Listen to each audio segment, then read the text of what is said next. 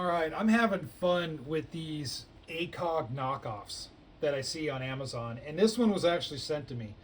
There was another one that I bought and that I talked about on this channel, but this one was actually sent to me, and this one's a little bit different. It doesn't mimic the look of an ACOG 100%, but you can tell that's pretty much what they base this off of.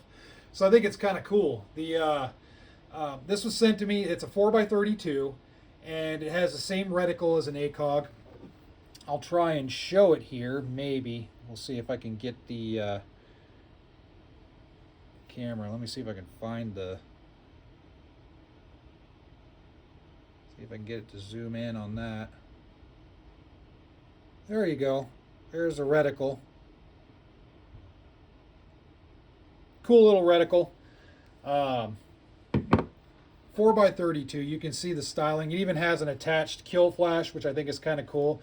It has this iron sight setup right here, which I think is kind of neat. And they did it for, the reason they did this way is I know they're kind of copying off of the NSN a little bit, the TA01NSN, where you had the top iron sights on it. That's kind of where the inspiration, I think, came from. Does have a working fiber optic setup. No tritium or anything, so don't expect that. I mean, you're looking for less than $100 on this thing.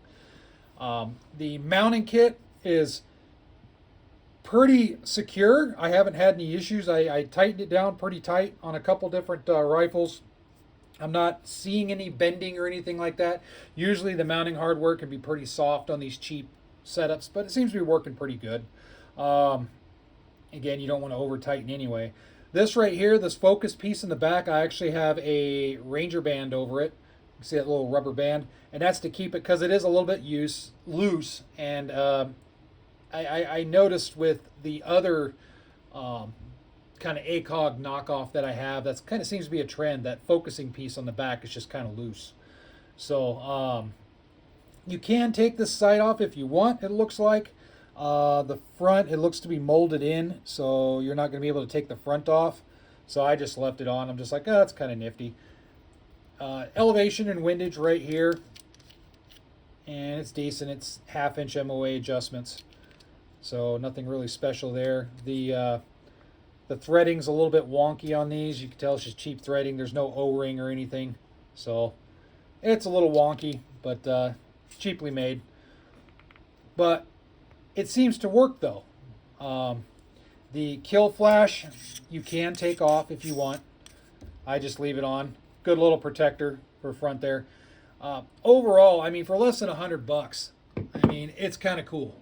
For a play around optic and you just want to throw it on airsoft, throw it on a rimfire, that's actually what I have this on right now. I took it off for the purposes of this video, but I actually have a my M&P 1522, my 22 caliber rifle.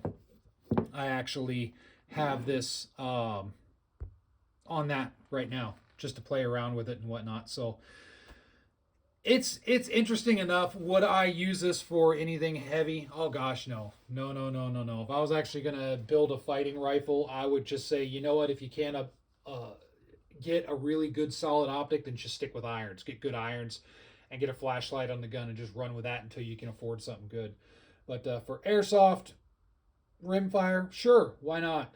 For just going to the range, if you just want a range tour or you just want to check it out. Let's say you're saying, hey man, I want to try a 4x32 optic, a fixed optic. Get this. The eye relief is the same as an ACOG. It's not quite as clear as an ACOG. You're not going to get ACOG level quality out of this. No way, not for less than $100. But you could get your foot in the door and figure out, okay, do I want something like this? The general size is about like an ACOG.